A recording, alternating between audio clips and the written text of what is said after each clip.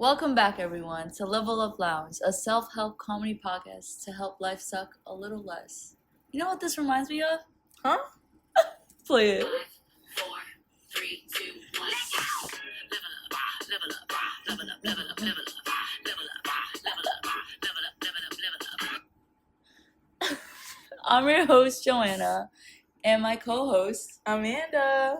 Every episode, we read and review a popular self-help book, and we talk about the main points about it. We talk critically about it, and we review it.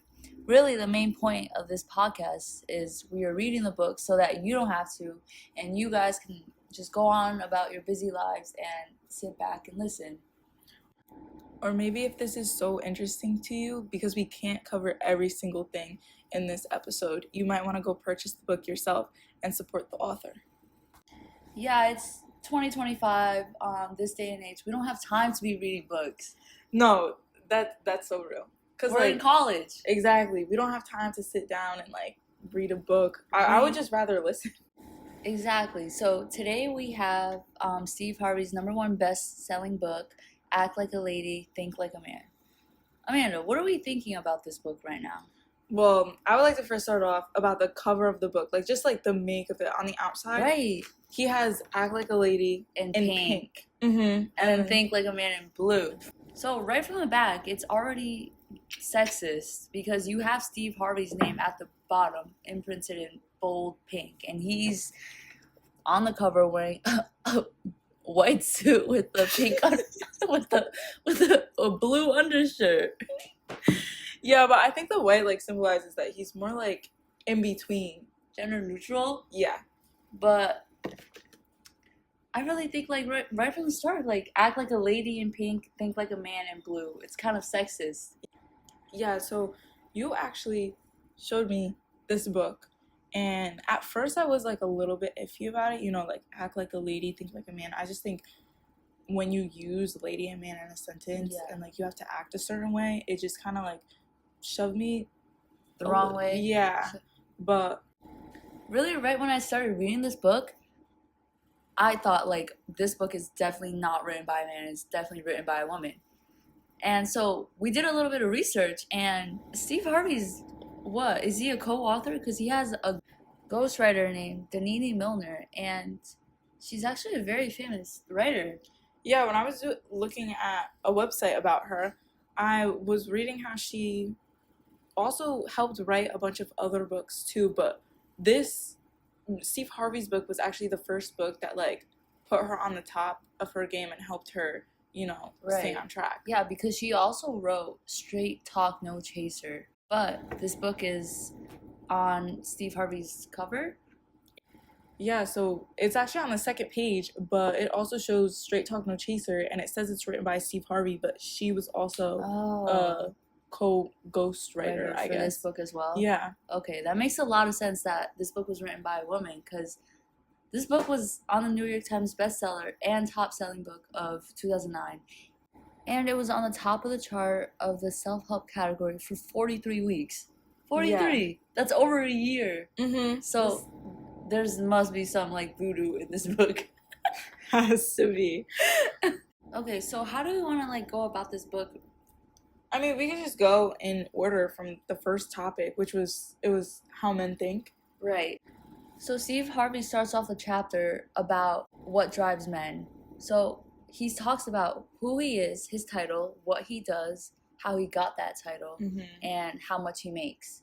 Yeah.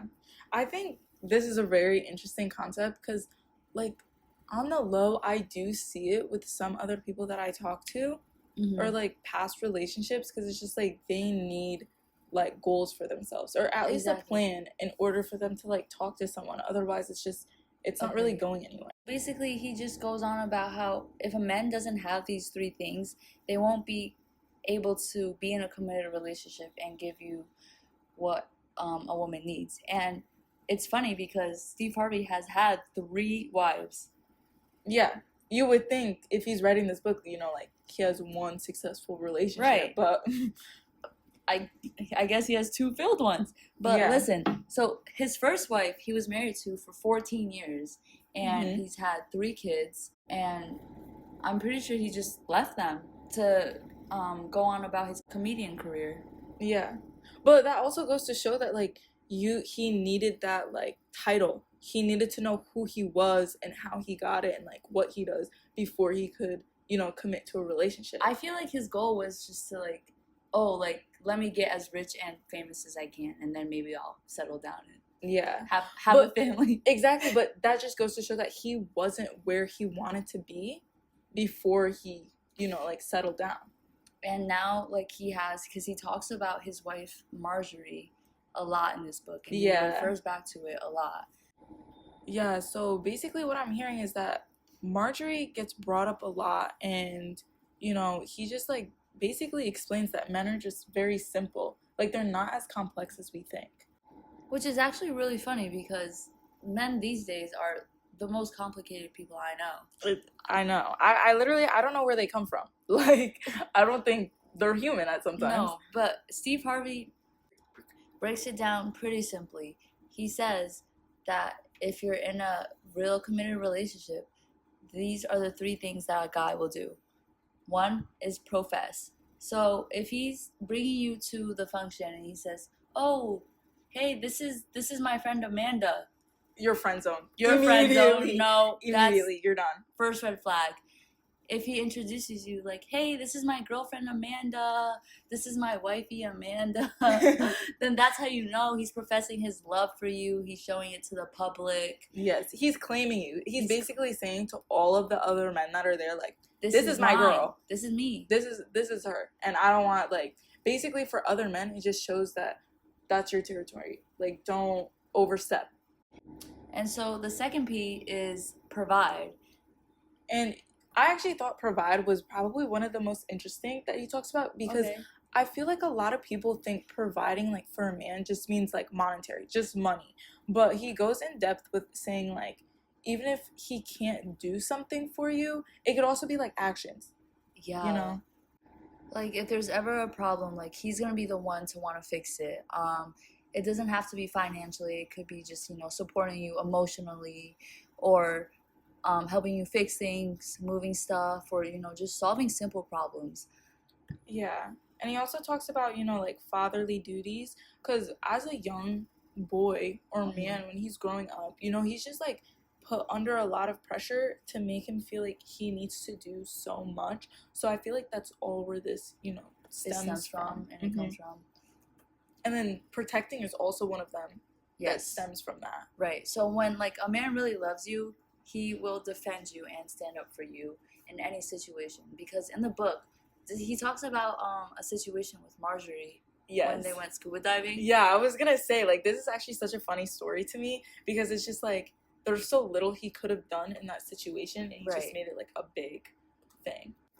Yeah. So wait, let me actually explain to you the story of what happened because I feel like you might have like forgotten after reading the whole book. So basically, his wife Marjorie, she loves to scuba dive, which is obviously like he doesn't really know how to. So they went on a boat together and she obviously goes scuba diving with like the team or whoever she's with, and he's on top of the boat, and you just can't, like, it's such a vulnerable state, like you just can't do anything in that situation. So he's on top of the boat and he's just explaining, like he's telling all like the captain, all of the other people, and he's just like yelling at them, just being like, bro, if she doesn't come back up, we're all going down there to save her. Yeah, he was like, we're all going down there to save her. Love. Like we have to protect her, basically. Right. Like end all be all. And it was just funny how he went about it. Like he made it like this huge thing, and then she ends up coming back up like 5 minutes later. Perfectly fine. Yeah. And I feel like that's so important to, protect in this situation, especially because Steve Harvey feels so helpless. Like he can't do anything about it. Yeah. But even though it's like she's done it multiple times, he hasn't been there, or like she obviously loves to do it. But here was another key point that he said was that she knew that he felt so strongly about it that she ended up, like giving it up at some point and didn't really scuba dive anymore.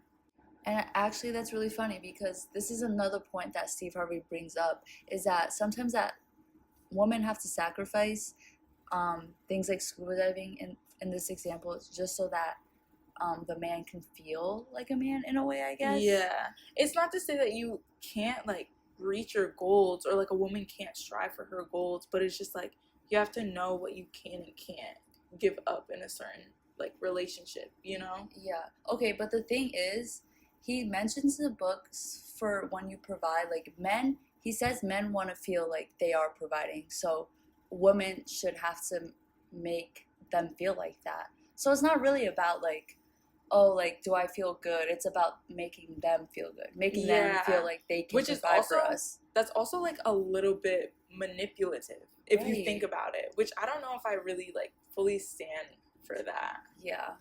So I think that Steve Harvey makes a lot of good points, but sometimes like I don't really agree with what he's saying and it doesn't really flow in. I feel like Steve Harvey's like rambling on a lot.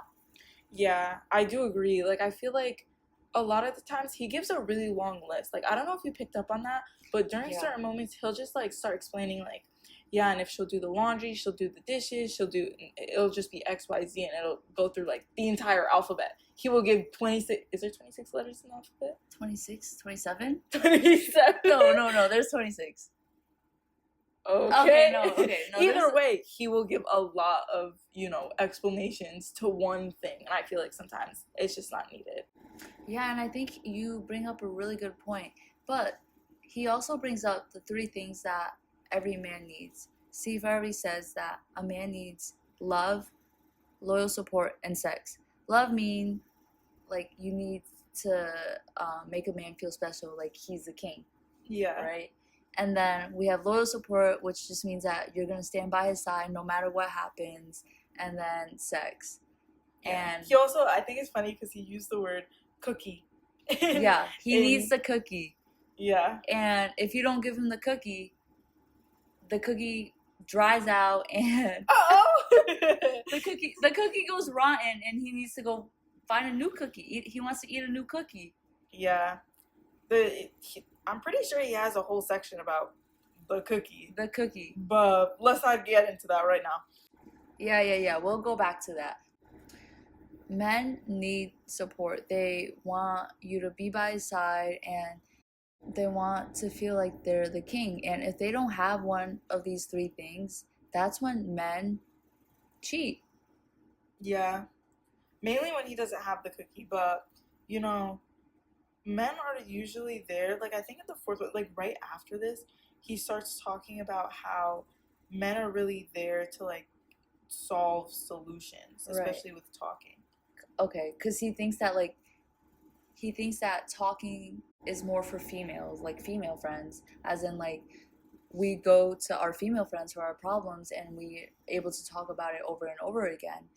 But I think Steve Harvey thinks that when you tell men these things, they're just there to like brush it off, fix it. Yeah, instead of listen to you. Yeah, they'll listen, but they'll just give you like a one fix it all like solution, and that's it. And he doesn't really want to hear about it again. Right. When women just want to be like heard and understood. Yeah, but I also feel like this might be, you know, different with certain men because I was actually reading this section with the person I was talking to on the phone, and he was saying like the way that Steve Harvey described it kind of made it seem like men don't care. Right. And they do care. They do. Or they want to care. Or maybe they're pretending to care. Maybe. Yeah. Overall, men just don't like gossip, and they think that it should be left for the woman, like the girlfriends around you, to talk about. Yeah, I guess that like would make sense, but I think that from like a woman's perspective, it would be nice to have a man listen to you talk instead of just like trying to fix it all the time, you know? Okay, moving on. Part 2 of Steve Harvey's book is Why Men Do What They Do. Okay, so first things first. Harvey says again that men are very simple creatures, and if they come to talk to you, they like you, but they always have a plan. He always has two things in mind. Well, the first one is if you'll sleep with him, and the second one is how much effort will it take to sleep with him. And I feel like this is so common in college culture. Yes. Right? Extremely. Especially when you're going out. You're not going to meet the guy of your life at the bar. Like, I live by that. I stand by that. Because hookup culture is so common nowadays. And like now that you think about it, after reading this book, you're like thinking back on all your past relationships, maybe in college, and that's what these little boys think. Yeah, if they're not even men at this point. I don't think. If you'll sleep with them, and how much it'll take for them to sleep with. Yeah, I've definitely had a few encounters of men like this. Yeah, Steve Harvey actually explains, like in the book, from a story of a 40-year-old who was obviously a very attractive woman, and she had what, 5 kids? Yeah, 2, 4, 5. She had like 3 of her own, and then she also adopted 2, and she was single. Okay, so like this encounter was, this guy was, talking to her, like acting interested, and then Steve Harvey could see it right away that he only wanted one thing from her, but she couldn't see it yet. Yeah. So it was after like a couple breaks, because I think this was on a show or something, and he asked the girl like, oh, what are you and the guy like doing? And she just said like, oh, we're just talking. Okay. And then after a couple of the breaks later, he asked her, or she was like, you really think that he's just here like for that? So then he asked the guy like, oh, ask her how old she is and like how many kids she has. And so she responded like 40 and 5 kids. And then his facial expression, like, do you remember? Yeah. Like his eyes like wide open. What came out of his mouth? Oh. Yeah, he was like, oh. Definitely backed up and walked away, because that's literally all he wanted from her. He didn't want anything else. He didn't want all that extra baggage, because like a few minutes later, he was as far away as can be from her, talking to another female. Yeah. And I think that just goes to show that, men do like really just want the cookie. Yeah. And they'll do whatever they can to get it without all the extra baggage, with no strings attached. Yeah, well, sometimes, like, there can also be keepers. He gives a good analogy about, like, fishing, because he really likes to go fishing. Right. And how... the sports fish versus the keepers. Yeah. And how, like, when you fish, you have to... once you catch one, you have to figure out, like, do I keep it and take it back home with me, or do I throw it back in the water? Like, which is basically just, like, leaving her alone, Yeah, that makes sense. And it applies to dating in the real world. When you're a high-quality woman, you want to be kept by a man. So by setting the bar high and by demanding and requiring proper behavior, you communicate that you're a keeper to these men. Yeah. But he also explains how there's different ways that women can, detect this among men. One of them is how if he picks up the bill versus wanting to split it with you. Okay. So we're on a date and he asks, oh, do you want to split the bill? Immediately no. Red flag. Red flag. No. Don't talk to this man. He just wants you. He just wants you for the cookie, to be honest. Yeah. And then another one he says is if he keeps his words and he shows up on time. Yeah. I don't want someone that's always late. Yeah. That just shows, like, he doesn't care. And he's not interested. He's not interested for real. But like he said before, when he introduces you to his friends, too. I think that's so important. Because that just shows that, he wants to bring you around his friends. He wants to bring you around his family and, meet the person that, that you've been with.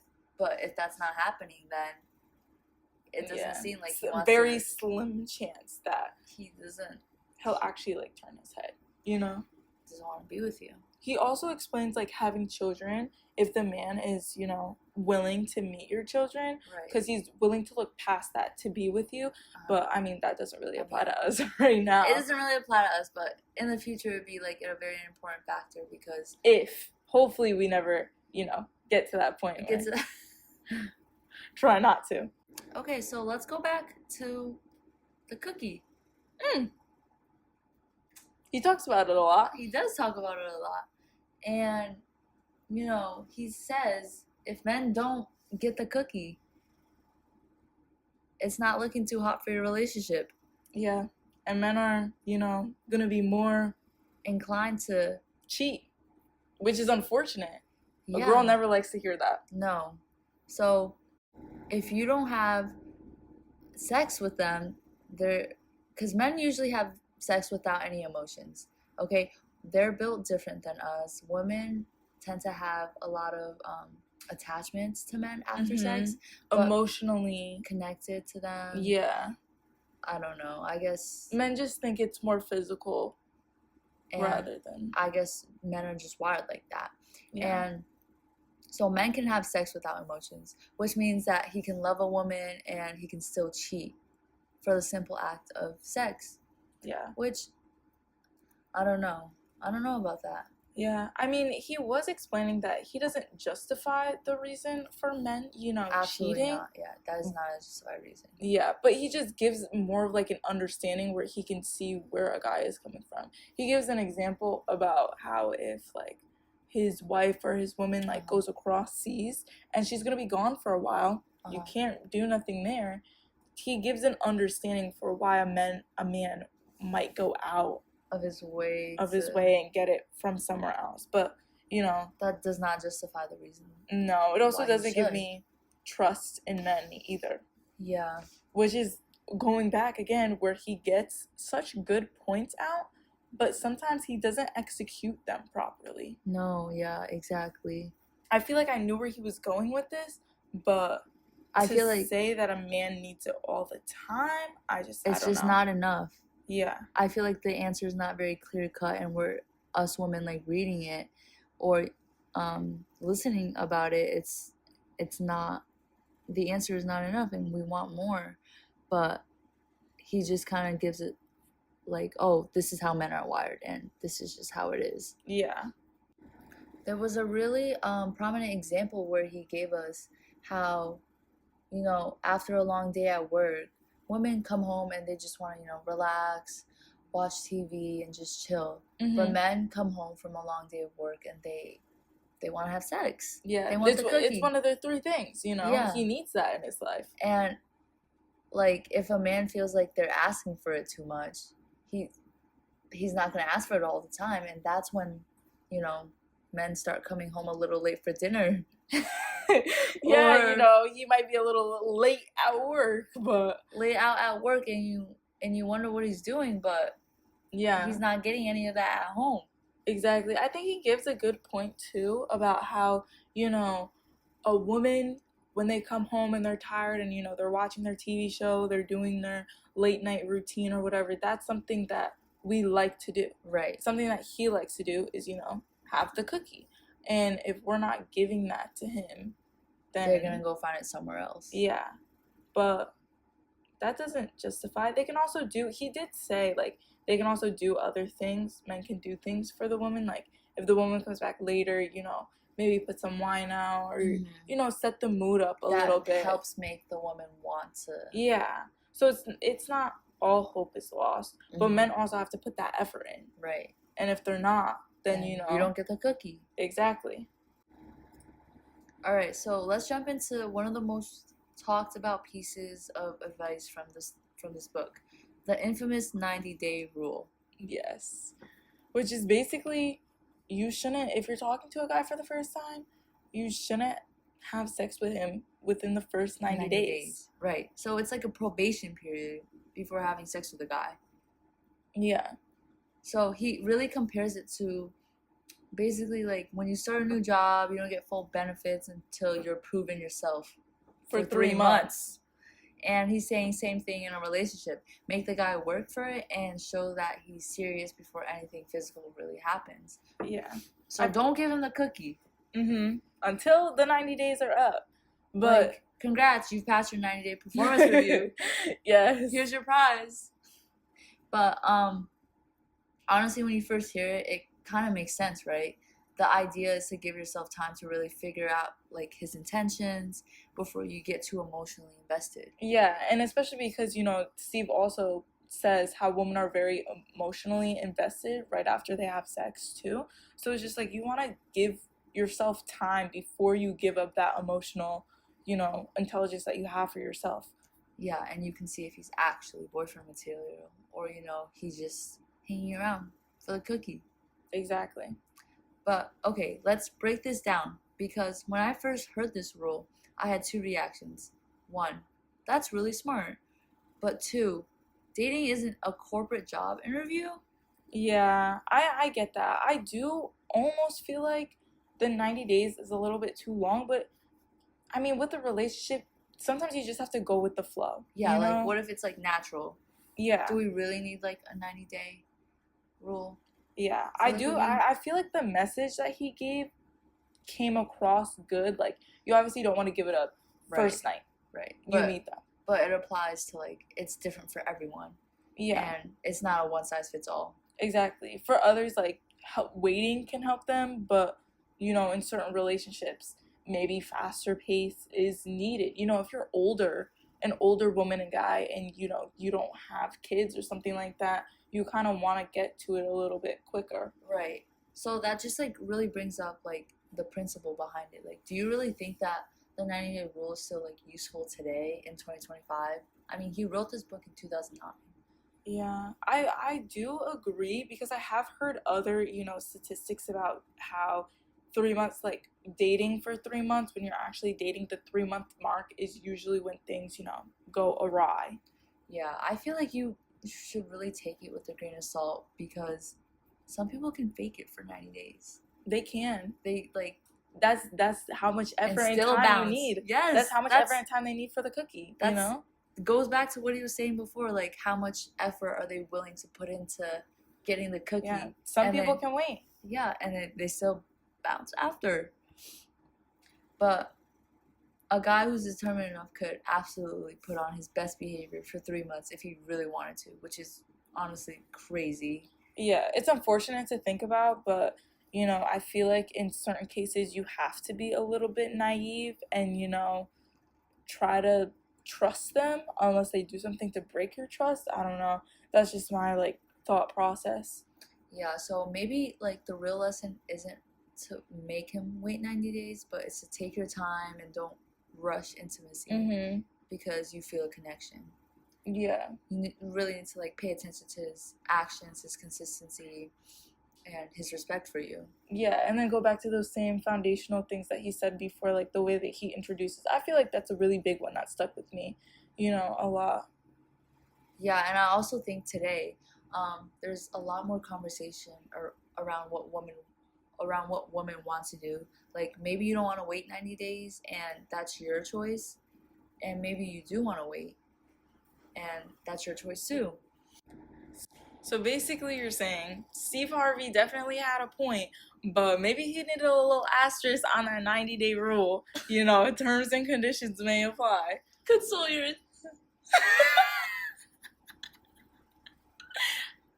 I love that. Maybe that's a modern 90-day rule. Has to be. You know, take your time, trust your gut. Don't settle for the bare minimum energy just because there's chemistry. You know? And honestly, if a guy's only in it for the cookie and he can't even hang around long enough to get to know you, that's just you saving time. Yeah, goodbye. Yep. On to the next. Okay, so final verdict. 90-day rule, outdated, upgraded, or still useful? I was going to say upgraded, definitely. Like, ditch the strict countdown of 90 days, but keep the, you know, moral of the story. Right, I agree. I think, you know, it's really about knowing your worth and not rushing into something until you've really seen the person's character. Yeah. Actually, speaking about knowing your worth, Steve Harvey actually dives into something a little deeper later into the book. He talks about women who do know their worth, who do have it all together, and yet somehow still find themselves alone. Yeah. It was like chapter 13, and the title is Strong, Independent, and Lonely Women. And honestly, this chapter hits different. It's nothing about dating rules anymore. It's about real life. And, you know, a woman who's confident, who's independent, but still relationships don't seem to add up. And I feel like that's like a question that a lot of people don't really talk about out loud. Can being too independent make it harder to find love? Or is it just that society is trying to guilt trip women into settling? Yeah. Well, let's unpack what Steve Harvey says about strong women and loneliness and whether that compromises, you know, a relationship for yourself. So Steve Harvey talks about how being independent is amazing, but sometimes it can intimidate men or make women come off like they don't need anyone. Exactly. Like, men want to feel needed. Not like you can survive without them, but like there's still space for them to show up and add value. That provide in the three Right, P's that he yeah. described in the beginning. Okay, so basically the message is independence is good, but if you act like you have no room for partnership, men might back away. And it's not about being less strong, it's more about making sure you're open to receiving. Yeah, I feel like women can be definitely independent and self-sufficient in this day, but can still also leave room open for men to provide for them. Which I honestly feel is a little tricky, because like women now are like raised, get your own bag, pay your own bills, you don't depend on anyone.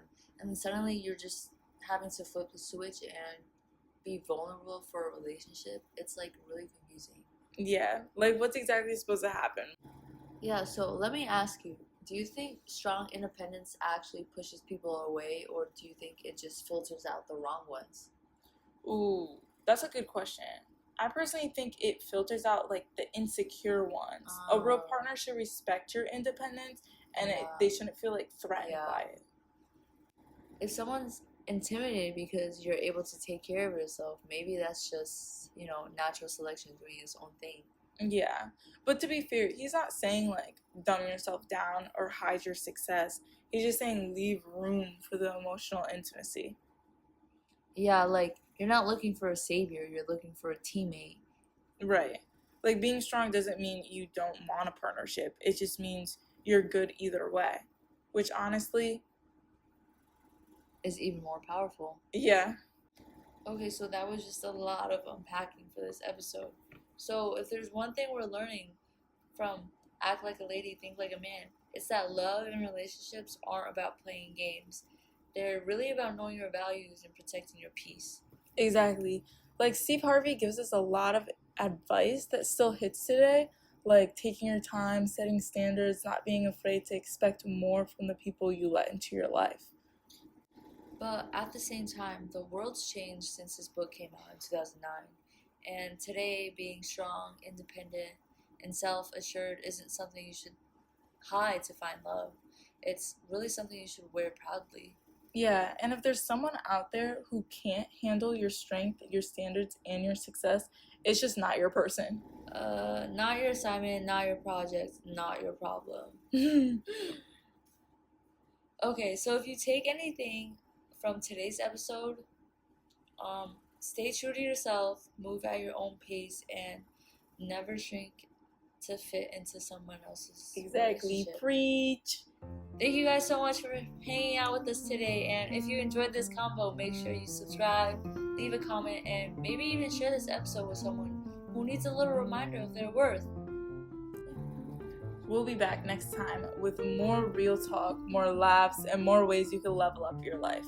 And until then, stay strong, stay soft, and stay true to yourself. Bye. Bye guys.